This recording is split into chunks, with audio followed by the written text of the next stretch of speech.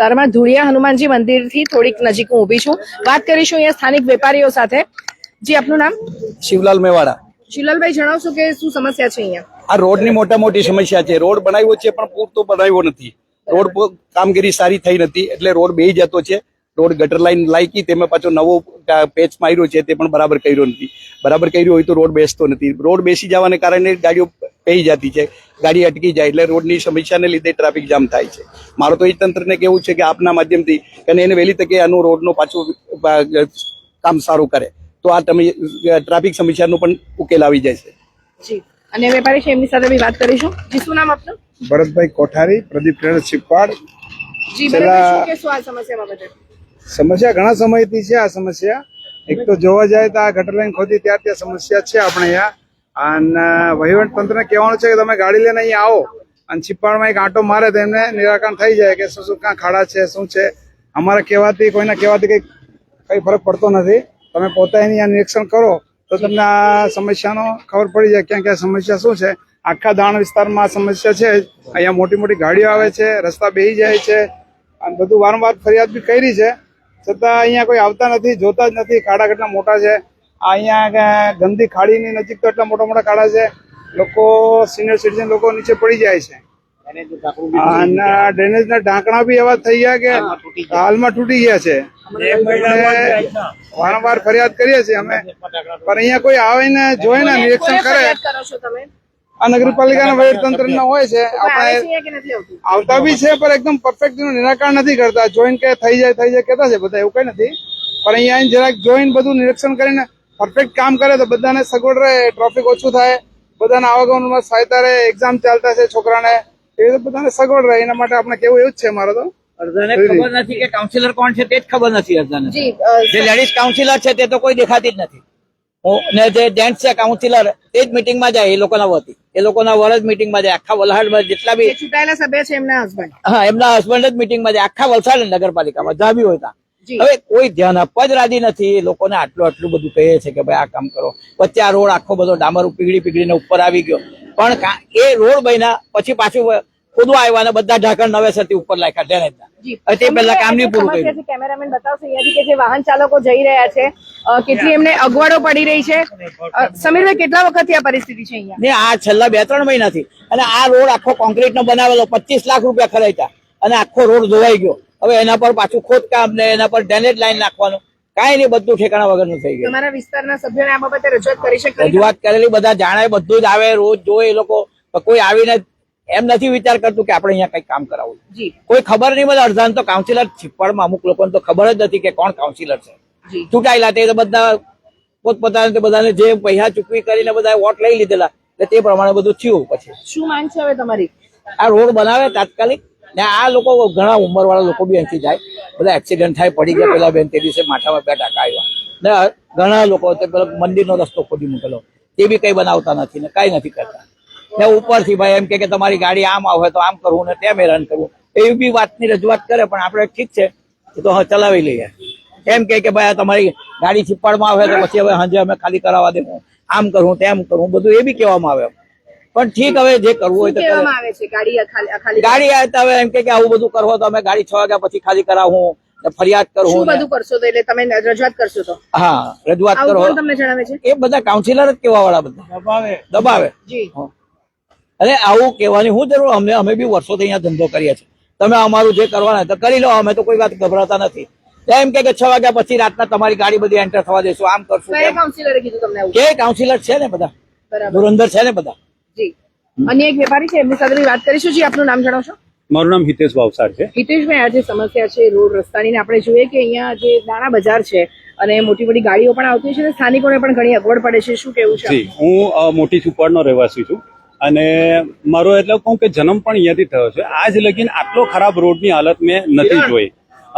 દાણા બજાર એટલે એ કહેવાને માટે એમ કહું ને કે વલસાડ આખાની અંદર દાણા બજાર એક પ્રખ્યાત છે કે અહીંયા મોટા વ્હીકલોનો પણ ટ્રાફિક રહેવાનો છે અને નાના વ્હીકલો તો છે જ. અહીંયાના જે વતનીઓ જે છે એ પણ આજે આપણે જોઈએ છીએ કે 4 વ્હીલર 2 વ્હીલર લઈને નીકળે છે. હવે આટલા વર્ષોથી આ રોડ આટલો ખરાબ નહોતો અને અત્યારે કેમ એ લોકોએ કામની શરૂઆત તો સારી રીતે કરી કે ભાઈ આપણે ખોદીને વ્યવસ્થિત કરશું, પણ જે વચ્ચે હોળીનો પિરિયડના તે પહેલાથી જે કામ શરૂ થયું છે, આજે લગભગ માનો કે ગઈ 20 તારીખથી સ્ટાર્ટ થયેલું કામ હવે આ ફરીથી 20 તારીખ આવી રહી છે, 1 મહિનો થવા આવ્યો છે, પણ એઝ ઇટ ઇઝ જે કામ પ્રોપરલી થવું જોઈએ, મતલબ જે ટેકનિકલી જે જોવાવું જોઈએ ટેકનિકલી જોવાતું નથી એવું મને લાગી રહ્યું છે. અને હું તમને કહું કે છિપાડની અંદર, નાની છિપાડ મોટી છિપાડની અંદર તમે જોશો તો ઘણી જગ્યાએ નળના કનેક્શન તૂટી ગયા. નળના કનેક્શન તૂટ્યા ત્યાર પછી એના જે ખાડા પાડવામાં આવ્યા છે એઝ ઇટ ઇઝ અત્યારે પણ એમ જ છે. અને જેમ ભાઈએ કહ્યું કે એક અમારા છિપાડના બેન જ જે ઇન્જર્ડ થયા છે એમને માટે ટાંકા આવ્યા છે અને આજની તારીખમાં પણ એ હોસ્પિટલાઇઝ છે. તો ક્યારે બન્યો બનાવ? આ બંનેને લગભગ 15 દિવસ થઈ ગયા છે. 15 દિવસ થઈ ગયા. આ બાબતે અહીંયાના સ્થાનિક કોર્પોરેટર્સ જે છે એમને કોઈ જાણ કરી? They knows everything. એમને એવું છે કે આ જે કોર્પોરેટરો છે એ પણ આ જ ઇલાકામાંથી એવરીડે પાસ થાય છે, સવાર સાંજ પાસ થાય, એમને આ પ્રોબ્લેમ ખબર જ છે, પરંતુ એ કયા કારણસર હવે ઉપર આગળ વધી નથી રહ્યો એ અમને પણ નથી ખબર. પણ અમારી બધાની સૌની એક જ માંગ છે કે વહેલી તકે આ રોડ વ્યવસ્થિત બને, કારણ કે અત્યારે તમે ટેકનિકલી જુઓ ને તો જે જગ્યાએ પાણી ભરાય છે, હવે અત્યારે થોડો વખતની અંદર એમ કહું કે વરસાદ પડવાનું શરૂ થશે. જ્યારે વરસાદ પડવાનું શરૂ થઈ જશે ત્યારે અહીંયા ચોક્કસ આ એરિયા એવો છે જે નીચાણવાળા એરિયાની અંદર આવે છે, તો અહીંયા ચોક્કસ પાણી ભરાશે. હવે અત્યારે જો તમે રોડનું કામ પૂરું કરી નાખો તો મારું એવું માનવું છે કે તે વખતે આપણને એટલી ટ્રબલ નહીં પડશે. અધરવાઇઝ અહીંયા કાદવ કીચડ એવરીથિંગ બધું જ થવાનું છે. અને જે રીતે તમે કદાચ રોડ આગળથી બતાવ્યો હશે તો દરેક જગ્યાએ ખાડા છે. અહીંયા પેલે બાજુ જોઈ શકો તો ત્યાં લોખંડનો સળિયો બહાર નીકળ્યો છે. જુઓ કઈ બાજુ? આ જે આ ટેમ્પો જાય છે ત્યાંથી તમે અગાડી જુઓ, આ લોખંડનો સળિયો બહાર નીકળ્યો છે. આ કોઈકને લાગી જશે તો એને માટે કોણ જવાબદાર? જી, આપણે જોઈ શકીએ કે આ લોખંડનો આખો સળિયો જે ભાઈ આપણું ધ્યાન દોર્યું, બંને બાજુથી આ સળિયો બહાર આવી ગયો છે. કામની ક્વોલિટી કેવી છે અને શું છે એ બધું જ આના પરથી અંદાજો આવી શકે. અને તમે જે કીધું કે આ માંગ છે, શું લાગે છે તમને તમારી માંગ પૂર્ણ થશે? ચોક્કસ. આ ફક્ત વોટિંગની બેંક નથી, એટલે અમારું એવું માનવું છે કે જો આનાથી ના થાય તો પછી અમારે કોઈ બીજું એક્શન લેવું પડે. પણ જે રીતે અમારા વેપારી ભાઈઓ છે અને જે અહીંના લોકલ જે છે એ દરેક જણા આ રિક્વેસ્ટ કરે છે નગરપાલિકાના તમામ સદસ્યોને કે આ કામ વહેલીની વહેલી તકે પૂર્ણ કરે. બસ એ જ અમારી માંગ છે. આપણે વાત કરીશું છિપાડ વાવડીના ખૂબ જ જૂના અને જાણીતા સ્થાનિક કાર્યકર અને નગરપાલિકાના માજી સભ્ય કિરણભાઈ સાથે. કિરણભાઈ વાવડી તરીકે જે પ્રસિદ્ધ. કિરણભાઈ, આજે સમગ્ર સમસ્યા છે આ વિસ્તારની, શું કહેશો તમે? એવી વાત જાણવા મળી છે કે આ રસ્તો કોઈ પણ સંજોગમાં થવો નહીં જોઈએ. થવો નહીં જોઈએ કારણ? એ ચર્ચા ચાલતી છે. એવી ચર્ચા ચાલે છે? કઈ જગ્યાએ ચાલે છે આવી ચર્ચા? ચાલતી છે, મતલબ નગરપાલિકામાં જાઓ એટલે રસ્તો નહીં બનાવવાનો એવી ચર્ચાઓ ચાલી રહી છે. એનું કોઈ ખાસ કારણ? હવે તો એ લોકોના પર આધાર. જી, કિરણભાઈએ જે વાત જણાવી દર્શક મિત્રો ખૂબ જ સારી જાણવા જેવી છે. એમણે કીધું કે આ રસ્તો બનવો નહીં જોઈએ એવી ચર્ચાઓ ચાલી રહી છે. છિપાડની પ્રણય મોલ્લાની હાલત કેવી? જી, થોડી ગાયડો ને ખોટવા વાર નહીં લાગે ને રોડ બનતા બી વાર નહીં લાગે. હવે કેમ નહીં બને જલ્દી? કિરણભાઈ, શું કહેશો આ સમગ્ર પરિસ્થિતિ વલસાડ છિપાડની છે ને વલસાડ શહેરમાં પણ ઘણી જગ્યાએ બહુ બધી ત્રુટીઓ છે, શું કેવું છે આપનું? હવે ભાજપ સરકાર છે ને, પહેલાની જે ભાજપ સરકાર હમણાં નથી, હવે બધી બદલાઈ ગયેલી છે. અહમમાં રહી એટલા માટે સમજ્યા ને. હું બે વાર પેનલ લાવવા વાળો ને મને ત્રીજી વખત નહીં આપી ટિકિટ. પેનલ લાવતો મેં, પેનલ કોઈ લાવતું અપક્ષમાં ને તેમાં. એટલે આમાં શું છે, જરાક રાજકારણમાં છે ને કાઉન્સિલર લોકોને ઇન્ટરેસ્ટ નહીં મળે. જી, ખૂબ જ પીડ અને જૂના આપણા કિરણભાઈ જે છે એમણે પોતાનું મંતવ્ય રજૂ કર્યું. અનેક વેપારી પણ આવી ગયા છે, જાણવાનો પ્રયાસ કરીશું કે એમનું શું મંતવ્ય છે. જી, શું નામ આપનું ભાઈ? શું નામ આપનું? મારું નામ તેજસભાઈ.